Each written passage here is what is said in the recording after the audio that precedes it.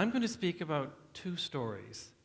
The first story will relate to the image that you see above me.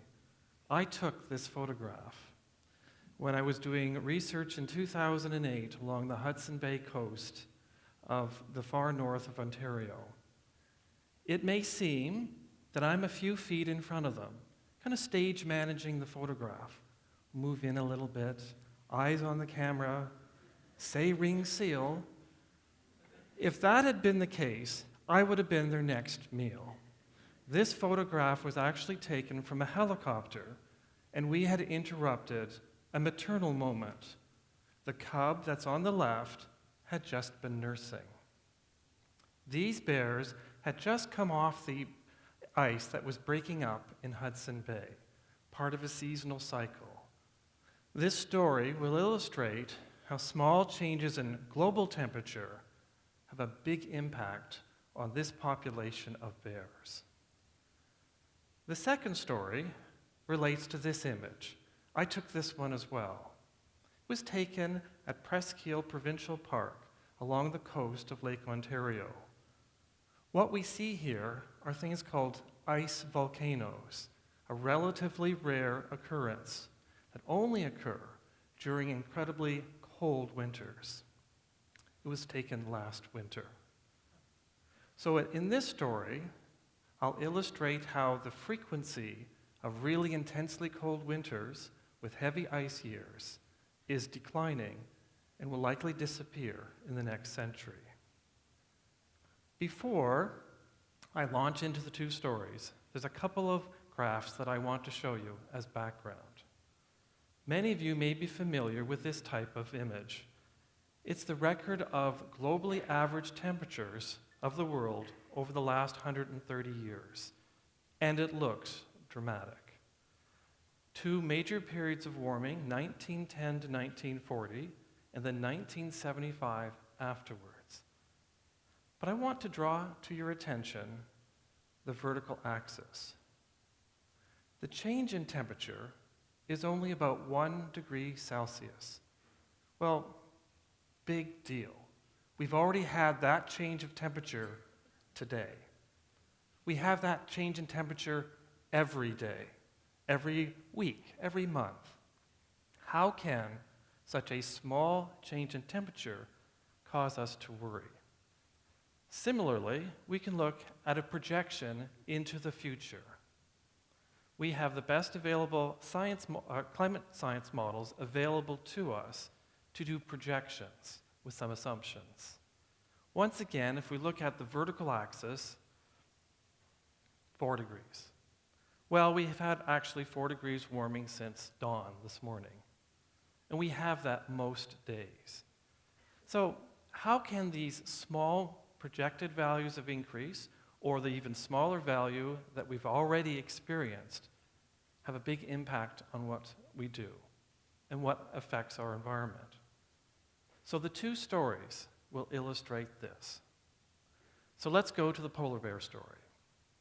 Polar bear story starts in Hudson Bay. There are two populations of bears among many other populations in the Arctic. Two populations in the Hudson Bay area. One is near Churchill, Manitoba, and the other is in Ontario's far north, a population that I visited near a community named Pewanik. These bears are dependent upon the sea ice conditions in Hudson Bay. The sea ice is seasonal, and that means during part of the year, it's completely ice covered. But in other times of the year, it's ice-free. The bears love it when it's ice covered. And the reason for that is that's when they mainly feed. They are very fond of ring seals, particularly pups, and they feed while they're on the ice. And they feed and they feed and they feed. In fact, they gorge on seals, which are very, very easy to catch when there's just ice. They feed sufficiently that when they come onto land during the ice-free season, they can survive several months without eating, because the food opportunities on land are much scarcer. The males tend to hang out on the beaches and wait for the sea ice to return. The females, being a little bit more industrious, move inland, dig dens, give birth, and nurture the cubs. And they all look forward to returning to the ice when they can feed again. So the nature of that sea ice is absolutely critical to this population of bears. So I became interested in the Hudson Bay climate about 15 years ago. And we quickly saw that sea ice was central to the climate. So we asked ourselves some questions. Is the nature of that sea ice changing? Is the breakup dates, which typically occur in early July, are they changing? And that's the transition to the ice-free period. And what about freeze-up that's happening in late November, heading to the completely ice-covered season? Is that date changing? So I had a graduate student, brilliant graduate student named Alexander Gagnon, who's now a lecturer at a university in Scotland, work on this project with me.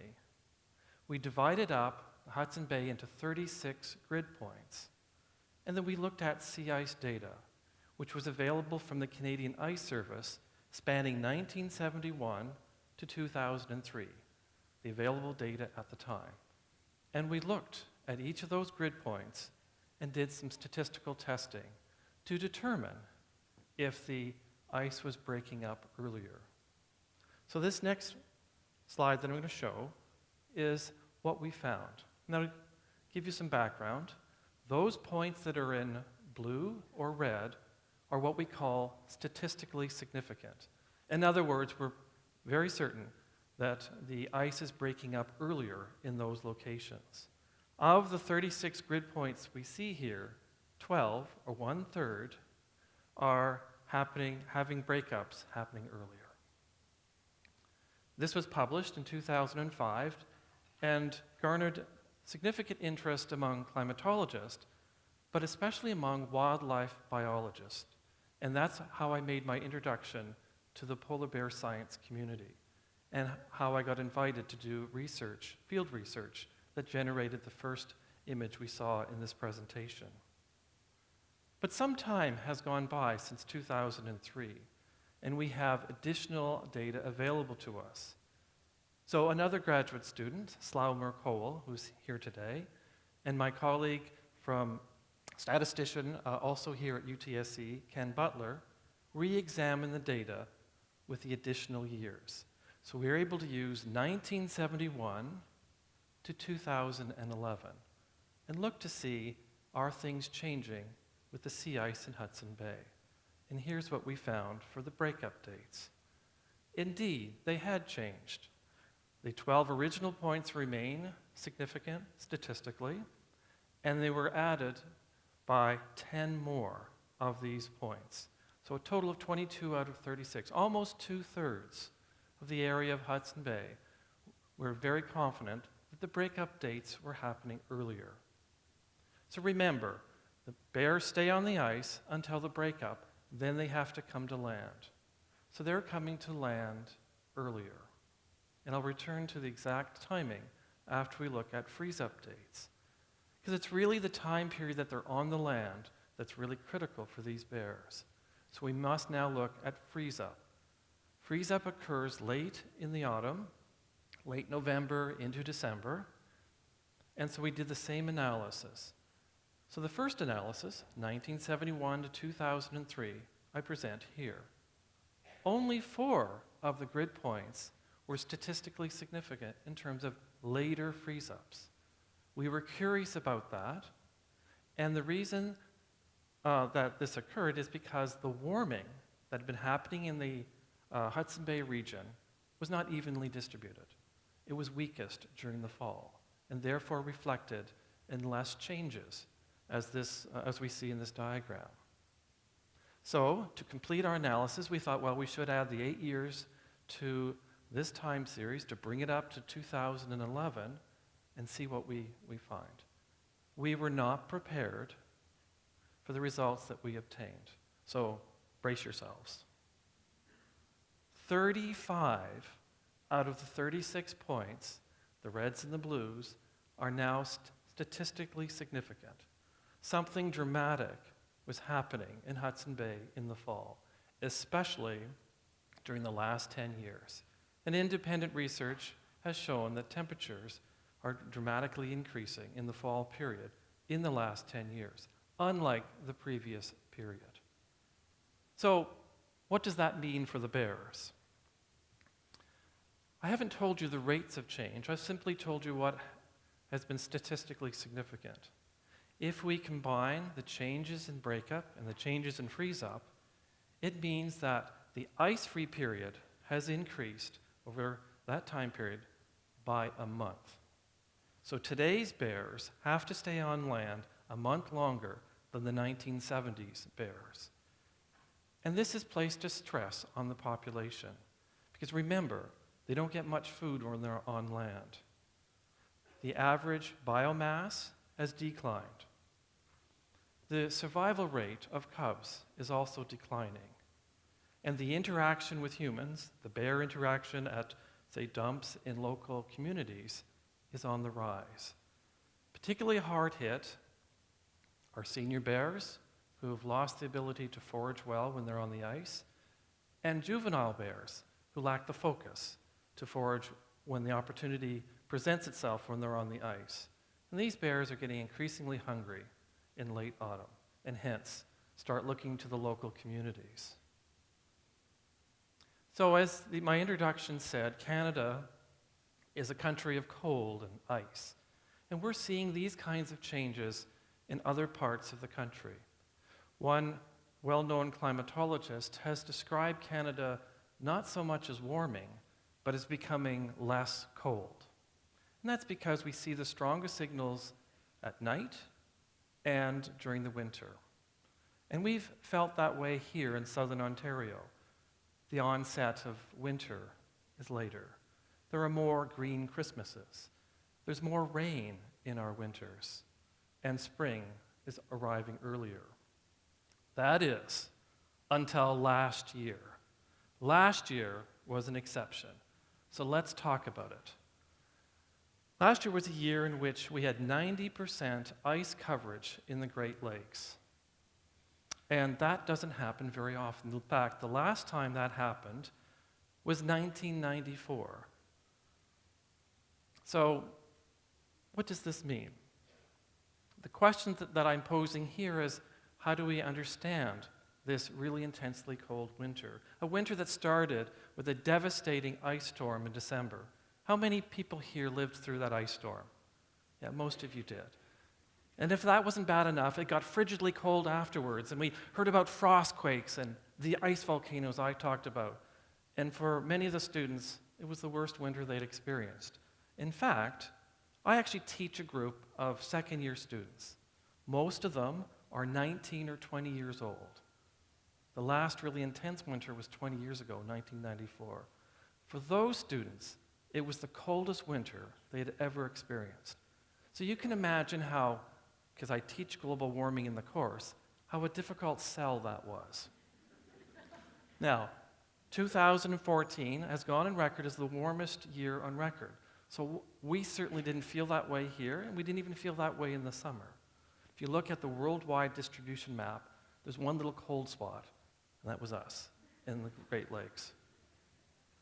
So what I did for my students is to look at a historical perspective on the changes in the frequency of these intensely cold winters where the Great Lakes freeze over. We don't have a lot of ice data that predates 1971 that's reliable. Satellites only became available at that time. But temperature and ice are well correlated. And Toronto has the longest climate record in the country, spanning back to 1850. So we were able to recreate the heavy ice years from the past. There were 23 of them since 1850. I want to present to you the distribution of that 23. So let's look at the heavy ice years. So from 1850 to 1900 was 1 in 5 years. That were very heavy ice years. However, from 1901 to 1950, it was 1 in 10 years. And remember, there was a substantial warming from 1910 to 1940. And then since then, 1951 to the present, 1 in 13 years. And we know we haven't had one since 1994, so that rate is likely increasing. But what about the future? You know, I want to talk about those students again. So let's picture them taking my course 150 years ago when I first started at U of T. And if they had been taking that course then, they would have experienced 4 heavy ice years before they took my course, instead of the 0 that they had experienced. That gives you a context of that small change of 1 degree Celsius is playing out locally. Now I want to look into the future. My son is here today. What will he experience? Many of us will be having grandchildren, great-grandchildren. What will they experience over the next century? So we used the best climate model data that's available to us and did some projections. So there's 4 elements on this graph, and I want to talk about the heavy ice years, very heavy ice years, and the no ice years. So the baseline period is 1961 to 1990, a very commonly used time period. 13% of those years were the very heavy ice years, like 2014 and 1994. But when we move into the 2020s, the 2050s, and the 2080s, it drops to 0. This means, if these projections are correct, that the intensely cold winter last year may in fact be the last one that the Great Lakes will ever experience. Or, you know, as a climatologist, I like to hedge, perhaps the second last. But they're heading to extinction. Now I know there's a few people in this room that are going, well, that might be a good thing. You may not have had a pleasant experience last winter. Let's look at the flip side, the no ice years. We don't experience that. Every year we experience ice in the Great Lakes region. That will change. And in fact, by the 2080s, 53% of the years will be no ice years, 1 and 2. This will have a profound impact on the human and biological communities of the Great Lakes region.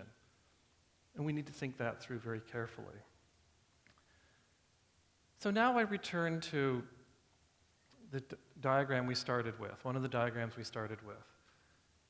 2 stories that I told, the polar bear story and the Great Lakes story, show how the small change in temperature that we see in a graph like this for a globally average quantity actually plays out in a majorly dramatic fashion in these 2 locations.